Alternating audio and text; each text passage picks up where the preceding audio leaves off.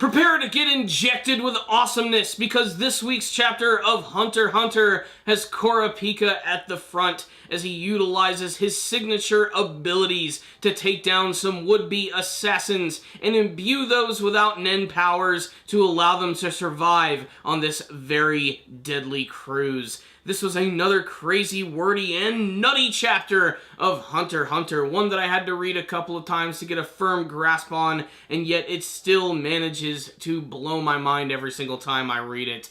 That and the fact that, man, Kurapika demonstrated why he's such a badass in this chapter right here.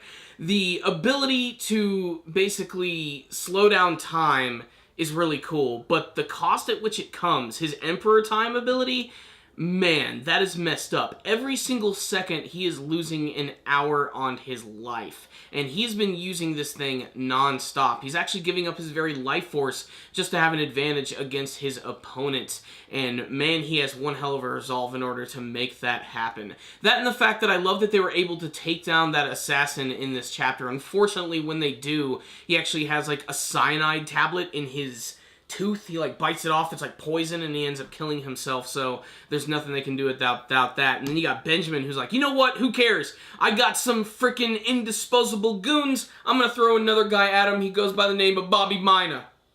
He looks like he has broccoli for a head. The rest of the plan is going to be some sort of Lemmy-Winks operation with Kurapika using his abilities to take control of a hamster so that they can spy on the other princes and try to figure out who it is who is trying to kill Wobble. That and lots more other weird dialogues. This is such a complex manga that I'm still having a hard time actually grasping it, to be perfectly honest with you guys. It's one of those manga series that I almost wish like I had more time to read. I've been so busy lately that I've barely had any time to do this review. And when this chapter came out, I felt like this huge sense of like nervousness knowing, oh crap, I'm gonna have to go into this and try to make sense of this week's chapter. And it really wasn't that hard to follow, to be perfectly honest. But man, I really wish the author wouldn't have to go into that much explanation all of the time. And I mean, don't get me wrong, I love a really good story and I like for a world to be created with a lot of deep things and believable things about it.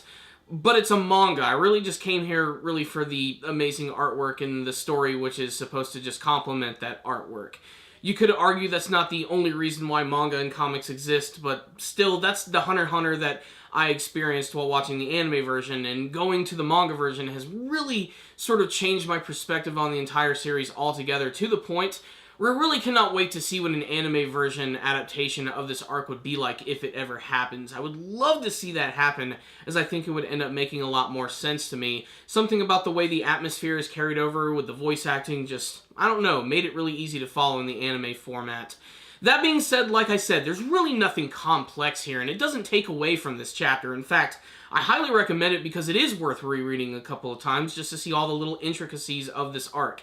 I spent a lot of time just now talking about sort of the complexities, not being able to understand a lot of it and having to reread it, and that might be kind of a detriment for some people.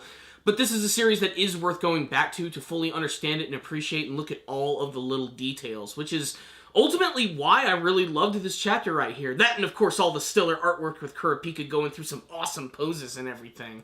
I mean, that stuff is just awesome. We can all agree on that one. And, of course, the action is certainly ramping up, especially because at the very end, Kurapika gets a tense call from all of these different princes. And then, of course, Bobby Mina is right at the door, and I'm sure he's got big plans himself.